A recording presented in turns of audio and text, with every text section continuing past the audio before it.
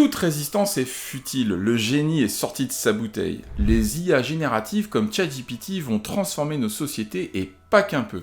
Toutes les fonctions intellectuelles sont concernées. Cadres, ingénieurs, médecins, avocats, experts comptables, professeurs. Attention, si vous êtes resté à la version de ChatGPT de la fin 2022, on ne parle déjà plus de la même chose. En mars dernier, la version GPT-4 est sortie et elle renvoie la précédente déjà à la préhistoire de l'intelligence artificielle. C'est un point important. Le rythme d'innovation est très élevé et il ne faut pas s'arrêter à la première sensation ou à la une d'un journal grand public qui vous alerte des possibles dangers de l'IA. Après les ouvriers et la mécanisation, les professions intellectuelles affrontent leur révolution industrielle. Ainsi, tout professionnel qui manipule des idées, des règles ou globalement dès qu'il y a du langage, est exposé à cette révolution. Alors cela ne veut pas dire forcément que sa profession va disparaître. Certaines compétences ont vu leur valeur s'effondrer avec l'IA, ça c'est évident, mais d'autres sont totalement transformées et boostées par l'IA. En fait, on doit tous désormais apprendre à travailler en symbiose avec l'intelligence artificielle. Il s'agit donc de se recalibrer, c'est ce que j'appelle l'évolution cognitive. Dans cette vidéo, nous allons explorer quelques facettes de cette évolution cognitive en prenant des exemples concrets pour vous permettre de vous projeter. Mais avant de poursuivre, n'oubliez pas de vous abonner à cette chaîne pour ne rien rater des prochains épisodes. Je compte sur vous.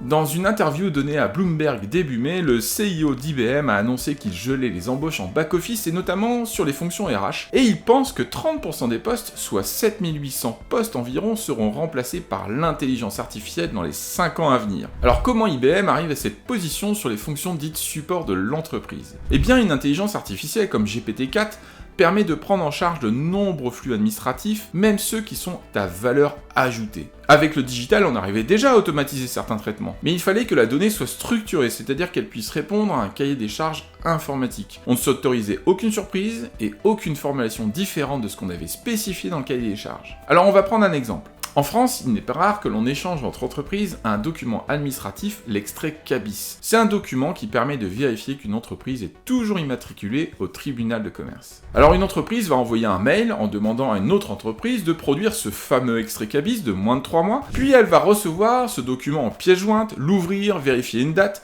et peut-être l'enregistrer dans son système. Avec GPT-4, on peut avoir une demande automatisée, ça c'est assez facile, mais surtout on peut vérifier automatiquement la réponse. Alors je vous ai pris l'exemple suivant. J'ai 3 documents, un CABIS dont la date est supérieure à 3 mois, un CABIS dont la date de validité est encore bonne, et une facture d'hôtel, un document on va dire piège. Alors imaginons que je reçois ces fichiers en pièce jointe et que j'ai un traitement automatique qui vérifie la validité de mon document. Alors on charge le premier document, alors il me confirme que le document est bien un extrait CABIS de la société UTEC, mais qui n'est pas valide car il a été émis le 4 janvier 2022, ce qui fait bien plus de 3 mois à la date du 2 mai 2023. Alors maintenant, on va prendre le second document avec la même question. L'intelligence artificielle me reconfirme que c'est bien un extrait CABIS de la société UTEC, et il est bien valide car il a été émis le 5 février 2023, ce qui est de moins de 3 mois avant le 2 mai 2023. Alors maintenant, on va charger le document piège,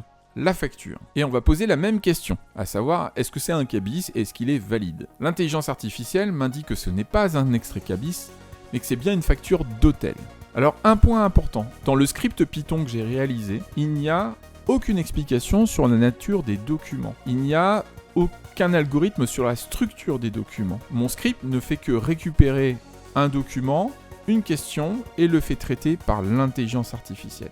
Vous avez forcément dans votre entreprise des échanges de ce type, et en France, on n'est pas les derniers pour inventer des formulaires en tout genre. Il est tout à fait envisageable de mettre en place des intelligences artificielles de contrôle et de dispatch des documents qui arrivent dans les mails, et c'est vraiment pas de la science-fiction. Revenons à l'annonce d'IBM où l'on imagine le poids de l'administratif. Son PDG a particulièrement insisté sur le service ressources humaines. Là aussi, c'est un domaine avec beaucoup d'informations dites non structurées. Regardez les CV. Chaque candidat va utiliser une mise en forme différente, un style différent dans le langage, pour mettre en avant ses compétences ou ses connaissances. On peut donner à l'intelligence artificielle le poste à pourvoir, le CV ou la lettre de motivation du candidat, et demander une analyse comparée pour en sortir les points forts, les points faibles, ou simplement alimenter le logiciel de gestion des candidats de manière automatique. Mais je pense que la position d'IBM est assez mesurée quand son CIO ne parle que des fonctions support. Car beaucoup de consultants de cette grande entreprise pourraient être aussi concernés. En prenant un exemple avec l'analyse de données. La dernière version payante de ChatGPT, ChatGPT+,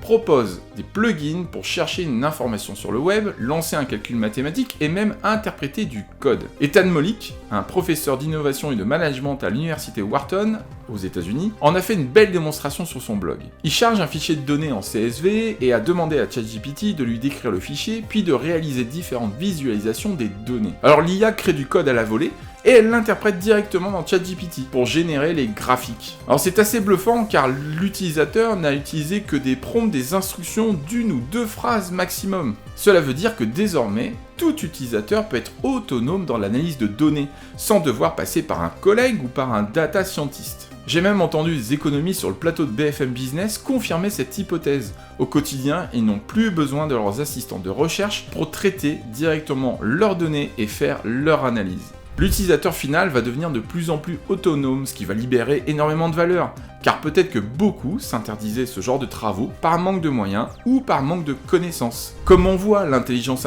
artificielle, elle ne remplace pas, elle transforme et elle booste. Prenons un autre exemple, les projets. Un chef de projet, ça passe beaucoup de temps à faire des comptes rendus, et un producteur owner, lui, à collecter les demandes des utilisateurs et à les traiter. Aujourd'hui, vous pouvez enregistrer la réunion avec votre dictaphone, transformer la voix en texte et demander à GPT de vous dégager les points clés. Alors mon but, ce n'est pas de vous faire peur, mais bien de vous inviter à explorer les possibilités de l'intelligence artificielle. Car le monde professionnel, il ne sera plus le même d'ici 5 ans, et il faut s'y préparer. Je vous encourage vraiment à vous dégager du temps pour pouvoir tester et lancer des initiatives, pour toucher les limites, lever les ambiguïtés, et pouvoir vous positionner. Alors si vous ne voyez pas par quoi commencer ou comment aborder l'IA correctement pour votre entreprise, je vous propose d'en discuter ensemble. Vous trouverez mon contact directement dans les commentaires de cette vidéo. Alors j'aimerais terminer avec quelque chose qui me tient à cœur. J'ai vraiment cette conviction. L'intelligence artificielle, c'est une libération. Une libération de tâches particulièrement peu gratifiantes. Alors oui, ces tâches, elles ont créé des emplois,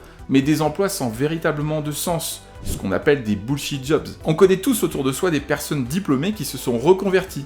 Derrière beaucoup de boulangers ou de pâtissiers ou de restaurateurs se cache un ancien cadre. Alors justement, l'IA, c'est aussi un formidable outil de reconversion. ChatGPT, c'est un super tuteur. Par exemple, vous pouvez créer une application de A à Z sans avoir jamais programmé de votre vie. Évidemment, il faut quelques notions de base, mais même ChatGPT peut vous les enseigner. Et puis, vous pouvez prendre n'importe quel sujet que vous aviez abordé plus ou moins dans vos études ou dans un poste, le reprendre et le creuser avec l'IA. C'est ce qui va d'ailleurs remettre en cause notre formation professionnelle, avec les grandes écoles en tête. Par exemple, est-ce que le MBA, ça a encore un sens du point de vue de la transmission du savoir? Ainsi, il y a de moins en moins de barrières à l'entrée pour apprendre de nouveaux savoirs. La seule limite, c'est sa curiosité et son audace. Et c'est sur cette note d'espoir que je vous dis à bientôt!